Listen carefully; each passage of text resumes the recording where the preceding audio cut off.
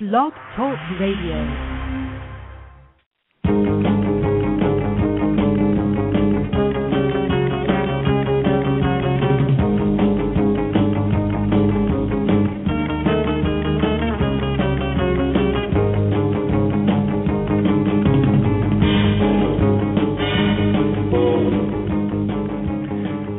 Welcome to our first episode of The Batcave, a new series of fast-paced 30-minute political shows aimed at opening the eyes of America to what is currently taking place in our country.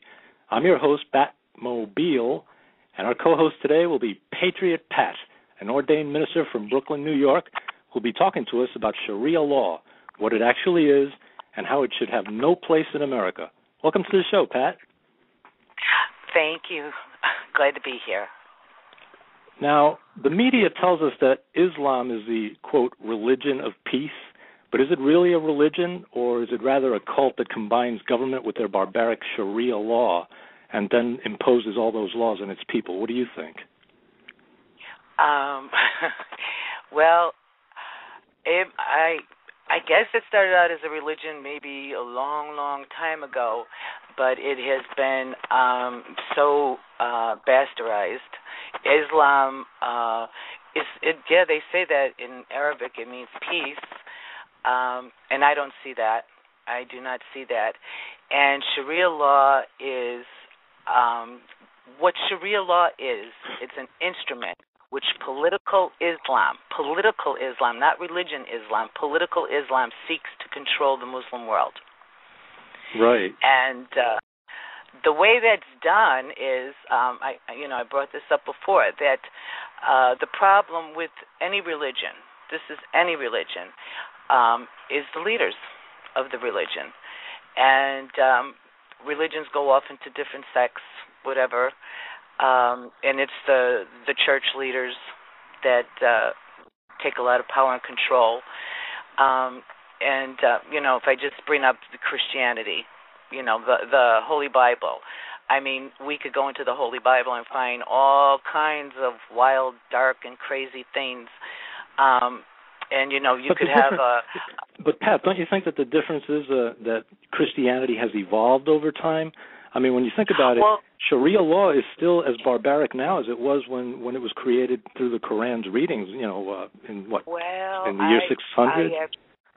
Yeah, it's actually worse. Like you said, religion evolves. People, educate themselves. Like I said, you could have a preacher that, you're going to hell and all fire and brimstone, and then you could have a preacher that, God is love. But we pick up the Bible. A good person picks up the Bible and starts reading themselves. This is the problem with Sharia law. Is 65% of Muslims throughout the world, 65% do not know how to read. So, wow. So what they do is they go according to what their leader, their imam, whatever the village idiots decide what's going to be Sharia law. And this is how it's become so dangerous and so political. It is political. Islam is political. It is, It's a shame because isn't it basically the ignorance of these people who've been following it throughout the ages, when you see what they're doing. I mean, we've seen these videos, these YouTube videos, which show the barbaric butcherings of people having their heads chopped off and little girls being buried up to their necks and being stoned to death and people having their hands amputated. I mean, this is all clearly out on YouTube.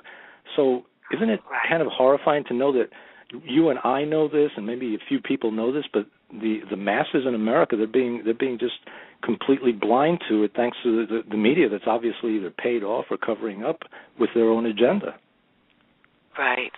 I have to say, I want to try and justify it that it's just plain, illiteracy, ignorance. The people are brainwashed from childhood, which they are, by the way. The children, I posted a lot of the videos that, showed that the children have their own little Mickey Mouse Club where they're taught hate the Jews and kill them. They drink the blood of Christians and they're evil. And so now these children grow up and they're bipolar, psychotic, neurotic, the whole crazy thing, they grow into adults. And these adults are, I want to stress also, because I just, I've been researching it, because the UK is overloaded, the United Kingdom, with their Muslim population. Their hospitals are loaded with children and babies. Usually the babies die, but if they live, they're besides being born blind or retarded, they're severely brain damaged because of the inbreeding. Muslims are notorious for a couple of things. The marriage age for a young Muslim girl is 8 years old. You can marry an 8-year-old girl. Right. These girls are having babies, before even hitting a puberty, and that's not going to be a healthy, normal baby. That's number one. Number two, marrying these first cousins, and this horrible, horrific inbreeding, because the mission is to populate, because they want world domination. So you've got these young children growing up already mentally deficient, mentally slow. You're bringing and then all they're good for is brainwashing, or to use for shields, or attach bombs to them, or whatever. And these are the ones that live. The United Kingdom now is saying there's such a hardship on them because taking care of these kids, and mostly, like I said, the babies usually. Most of the babies die, but the ones that don't have a lot of other problems. So I contribute that a lot to, and that's in the United Kingdom. You could only imagine what's going on in Pakistan and Afghanistan and Iraq, Iran. To me, you got a lot of crazy people. Yeah, what's really scary about this whole thing? I think Glenn Beck said it recently, that they always talk about, that's only the Islamic extremists. They'll call them the Islamic extremists. Well, you know what? Even if the Islamic extremists was only 10% of the Islamic world, I think he pointed out that's like 200 million people, and we know it's far greater than that. It must be half the population who are so ignorant, I guess, because of lack of their proper teaching, that will actually undertake this Sharia law and the extreme violence behind the whole thing. Right. When you have the moderates, they say, they're westernized. People come here and they become westernized. It's to me, it's like, when in Rome, do as the Romans. I remember I went on my honeymoon in Hawaii, and I wore the costume dress, and my husband had the matching shirt, and you do as in Rome. Like I said, the thing with Islam is it's the whole mission of Islam is world domination. The Qur'an states it over and over again. And, like I said, when you've got a population of people, sure, and listen, you have Muslims that fled those countries because they were educating themselves. Like I told you, on my Facebook, I have Muslims from all over the world that actually have hidden computers to try to educate themselves, to understand what, this sounds like what I'm going through here is not the kind of life the rest of the world has, because they don't know. A lot of them don't know any better until they start getting educated. And then you could go into countries like, I'll say, take Dubai, for instance. I mean, that's like a big, rich Arab country. And, the girls go to school there, because mostly in these other countries like Iran and Iraq, there's no schooling. You don't send your little girls to school. You're marrying them off and making baby makers out of them to some old guys. That's what it is. So when you got these Muslims that are educating themselves and coming into the millennium, they come here, they get educated, they want a good life. And like I said, a lot of them that I know personally here in New York, they're afraid. They're afraid that Islam will take over America and that there will be Sharia law. And so they hide. Like I said, they hide in their own communities because they're like modern, but they'll even put the burqa on and things like that so they could go through their community without being persecuted or attacked in any way. So even in America, they still feel like they have to live in fear because you never know, Yeah. where the extremists now, are. I'm aware that in your neighborhood they've been building a controversial mosque. And how do your neighbors feel about that? I mean, are they aware of what Sharia law is and the dangers behind it? Like I said, here in New York, people, we are educating ourselves because we don't, like you could go on the internet. Like I said, I tell people, do your own research, and then they go on some cute page where they're showing these beautiful Muslim women, and they got the beautiful flowered scarf around their neck, and it's life is hunky dory. And I'm sure in other parts of the country where people are supportive of the Muslim religion, I know it's small, and I'm sure they dress pretty nice, westernized, whatever you want to call it. But here in New York, it's a different story. Here in New York, like I posted my grandchildren. I'm outside with my grandchildren, and all of a sudden they see the black ghost.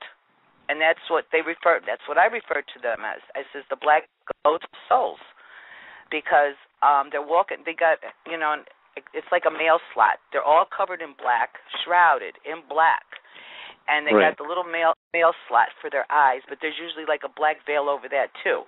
That's pretty damn scary.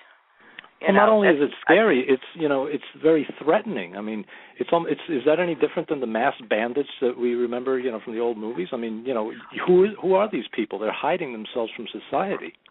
Right. I mean, let me go down the street and walk into a bank with a ski mask on. Let's see what happens. Oh, let's absolutely. see what happens if I do that. Okay. Yeah. Go in with a bandana tied around my face with sunglasses on and walk into a bank. Just go walking on the street like that. You're looking for trouble. You're going to get pulled over. Like I said, these people, they're walking around, and and it is scary. It's very scary. I understand it. I understand what's going on. Even with the women that dress like that, because they're forced to dress like that. They are forced by their husbands. They shouldn't feel they're forced to dress that way in the United States of America. This is the problem that I feel that we have with this country right now, is the fact that for many years we have been taking, our politicians, shall I say, have been taking dollars from the Arab world, basically trying to introduce Sharia law into this country and not have anybody ask any questions over it. It's almost like, put the money in my pocket and you can come in here and do whatever you want with your law. And this is just, it's basically destroying the American way of life. Exactly. Like you said, you mentioned the mosque. The mosque is going up in my neighborhood a few blocks from here, and it's right down the street from a public school. Now, the Muslims go out, they pray like 5 times a day. And because this mosque is not going to be a big mosque, they're going to be taking over the streets like they do in Manhattan. I don't know if anybody has seen Manhattan during the day when the Muslims are going to go out and pray, and they have to close down the street, and they have these I call them where you water your horses. Remember the Western days? They got these up on the sidewalk. So they could wash their feet before going and kneeling down in the middle of the street to go pray. Wow. And I'm like, and you know what? Let any other religion try that. We have religious freedom in this country, but we do it in our churches. We don't go and make a spectacle out of ourselves in the street where you're blocking traffic. You're making people nervous. You're defiant. To me, it's just all defiant. You're showing us who's the boss. Right. Doesn't the whole thing feel threatening? I mean, if we know that their book is basically saying that they have to kill everybody that's not Muslim in order to create the illusion of the religion of peace, I mean, doesn't that make you say, well, eventually we're being set up to be victims. They're going to kill all of us if we're not Muslims. I mean, how safe can we feel? That's the mission. I mean, I'm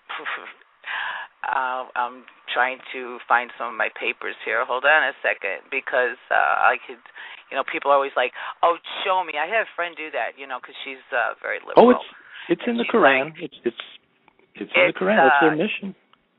Yeah, I mean,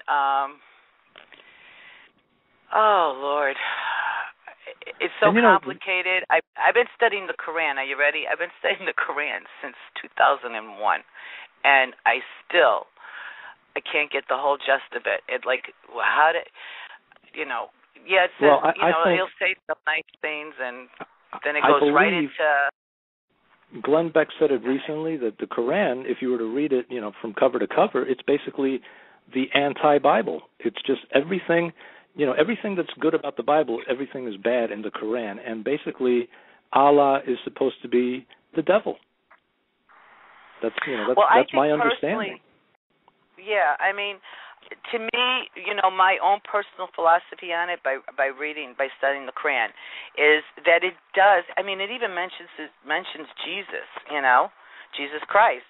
Jesus Christ was a prophet, but he was not the Son of God. He was just a prophet, and right. He's an okay guy.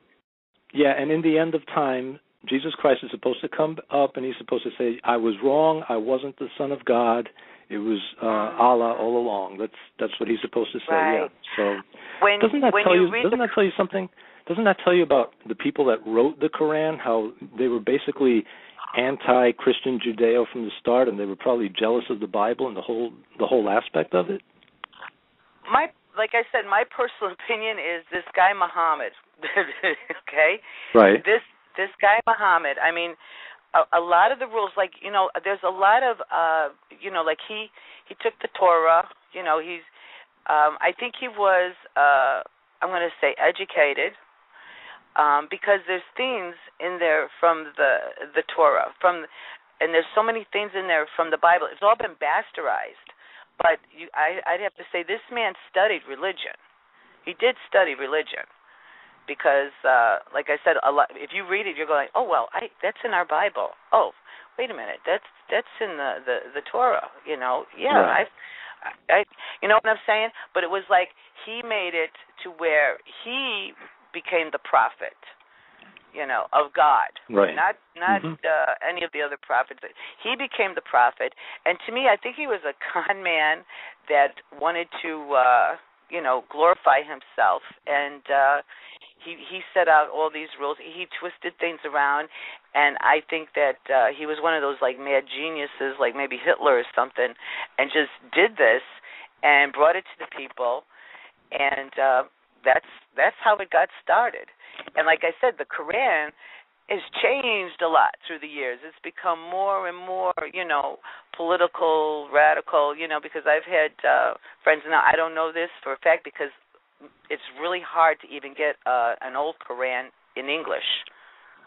Right. Okay? And I speak a little Arabic. I do not read it. I don't understand it. But this Qur'an that the people are reading today is, and the way the imams are, preaching it. Like I said, you got to remember, most of these people don't even know how to read. So they have to go according to what the imam says, or the leader of the community says, or, and this is where the problem is, because doesn't that tell you right there? It is all political. It is all political now. Right. The people in charge, they want them dumbed down. They want their followers to be dumbed down so they can continue their rule above. You look at Saudi Arabia. I mean, when you think about it, their execution. I've seen pictures from Saudi Arabia of their entire roads lined up with people with their heads chopped off. This is their method of execution, right. And the people don't even right. realize that. In the United States, these are the kind of things that we need to be made aware of in America. Hello? So we can say we don't want this here. Yeah, like I said, you got to remember there's different sects too. There's like the Sunni and the Shiites, and everybody's got their own little set of rules. I mean, I could sit here and I could run down for the next month stories, and prove, by the way, when I post anything on the internet, I have a video or a document to prove what I just said. Right. But but I've seen, I know in Pakistan, I remember 3 years ago, this is when I really started getting hell-bent on what the hell is this Qur'an about, because I read that the girls go to a separate school. Now, in Pakistan, this one community, whatever, they allowed the girls to attend school. I don't know if it was charm school or whatever, but it was hot, and they took off their burqas, and a fire broke out in the school. Do you remember that story? I don't know if you heard about it. I'm not familiar with it. No, I haven't. I'm not all right. Anyway, the school just blew up in flames, and the girls tried running. A couple of the girls got out of the building, and they didn't, nobody stopped to put their burqa on and wrap their head up. So the men in the town, they grabbed these 4 or 5 girls, pushed them back in the building, shut the door, and barricaded it. And the school burnt to the ground with all these 12-year-olds and under inside of it. Because it was, and that was an honor killing because she came out uncovered. I remember a doctor also in Pakistan. She was driving a car. This is a doctor, a female doctor. I guess she was educated here in America. She went back there to help her country, and she had her arm up on out her window. You know how you drive sometimes one-handed, and you got your arm up on the window, and her elbow was showing. The men grabbed her, pulled her out of the car, and they beat her to death. This is because she broke Sharia. Okay, I'm like, well, we've heard. Wasn't there a case here in New Jersey recently where somebody tried to run down his wife or whatever, and they claimed, oh no, I was acting under my constitutional rights because I was under Sharia law practicing my own faith, and they actually said, okay, not guilty. It wasn't until a higher court overturned that ruling that we had some justice. But if this is actually brought into the United States and Sharia law is the law of the land, we can imagine these kinds of barbaric acts taking place left and right, because they'll say, well, this is against my religion. I mean, at some point we have to draw the line between religion and just a cult. This is no different than what they do. When you think about it, is no different than a child molester. Somebody saying, this is, it's my belief, that I'm entitled to rape and murder a child. So, I'm going to hide behind the First Amendment. That's wrong. At some point, people have to draw the line. I mean, absolutely. If you and I formed a church, we formed a church, and we called it whatever we wanted to call it, and we started doing these kind of things. You know damn well we would be shut down. I mean, look at over in Waco, Texas, what happened. The Davidian crew over there. Because it was, people were being, marrying young girls and all this. And I'm like, okay, but right here, like I said, I mentioned on Bella's show that I broke up a father beating his daughters 2 doors down from my girlfriend, who is also Muslim. And he's telling her in Arabic, he's yelling, she's translating for me. He goes, they're not dressing properly when they go to school. They because they would take their burqas and everything off, stuff it in their school bag. And I guess somebody in the neighborhood saw that and reported it to the father, because it's very cliquish, And he's beating them with a stick. Beating these 2 girls, 14 and 16. I mean, beating, and I'm like, and I wanted to call the police, and my girlfriends tell me, please don't involve the police, she says, because then they'll do something to her. So, like I said, even though you're in America now, you are not safe in this country, and girls are being murdered, tortured, held prisoner. That's another big one. Held prisoner in their homes, chained down in the basements, being punished, and like I said, bodies come up all the time where the girl's got, she's dead, she's put acid in her face, whatever. And these men, that's what I'm going to say, men, these the fathers in Sharia, by the way, in the Qur'an, and Sharia law demands that when your daughter dishonors the family, it's up to the father and the brother to kill her. It's up to them. And then if they don't kill her, do this honor killing, they are at risk, because they'll grab the daughter and they'll kill her. But now the father and the son are at risk of being killed. Can you imagine this happening in America and not having any place to go for refuge? I mean, this is just, when you think about it, how do we reverse this, Patricia? What would you do if you were in charge? How do you reverse what's taking place in America right now? For one, I'd clamp down on it. I would not allow, first of all, none of this Sharia at all. I mean, there was a case recently, I think it was a property case of some sort where they went into court and the judge accepted Sharia law. And I'm like, are you freaking kidding me? Mm-hmm. What is going on? Definitely, this Sharia law is all bogus and it's horrific. It's demeaning. Well, I'll tell you what's happening is these judges are stuffing their pockets. The Sharia law people overseas, the Arab world, they're stuffing their pockets and they're buying our court system, and that needs to change. We need to go probably from court to court and say who has been corrupted. The same way as we look at in politics. Look at the entire Democratic Party now being communist. All the rhino Republicans are basically working with them. So we need to, we need somebody in. It's obvious that the guy at the top controls everything, and he's not working for the American people. So, at some point, people have to say, look, we have to take charge from the top, and then we have to go cracking down from, political parties, court systems, local police forces, even at the top of our military before we can say, let's take back the country. Right. One of the things you said was the court system, because I was on the board of directors for legal services in New York. I'm also an advocate liaison for abused and battered women, and I've gone into these courts with them. I have dealt with the court system myself through my horrific divorce. And, I'm not going to go after Manhattan because I don't know. I don't know about Queens. I don't know about Bronx, but I know about Brooklyn. It's probably one of the most corrupt court systems in the United States. And I'll say it right out loud on the radio. And if I really get ticked off, I'll start throwing names out there and let them try to sue me or indict me or whatever the hell, because I have seen what goes on in these courts. And, yeah, it is. It's, lawyers have to sleep with the judges because, by the way, these lawyers have to see the same judges every day. It's the same judges in the court. One of the problems is these judges should be elected. They're not even elected. They're appointed. Yeah. Years ago, judge had to be elected. Now they're just appointed. It's like, then everybody's calling in favors. The union, by the way, even when I went through my own divorce, my ex-husband, he came into court, never wore a uniform on his job, but he walked into court with a union jacket on. By the way, I'll mention it, Teamsters. Yeah. And bada bing, bada boom. They're corrupt.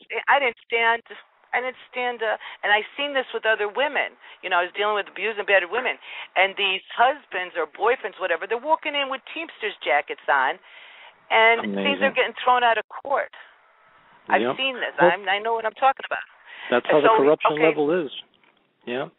So, Pat, that's where you start, the judicial system. Then you start with, of course, look at our politicians. I'm like, you know what? Listen, why don't we just change it, become more politically correct? The president is a whore master, and everybody on the Hill are money-grubbing whores. Don't call them politicians. Right. They're not politicians. Well, you know what, horrible. Pat? We've gone through our first half hour, and this was really informative. I mean, we're running out of time now, but I'd really like to thank you for sharing your views on Islam and Sharia law with us. I hope that as a result of today's show, our listeners have gotten a little more informed as to what Sharia law really is. And we want you back. You were great. I'll be back. I just want to tell everybody, please educate yourself. Do your own research. The web is so great. And, and switch around. Don't get on these sites that are like pro-Sharia. Get on these sites that are like telling you the truth. And, absolutely. Anyway, thank you so much, Carl. It was fun. Yes. And it was great fun. I'll be back. And remember, everyone, Sharia law has no place in America. Everyone should speak up and be counted before it's too late.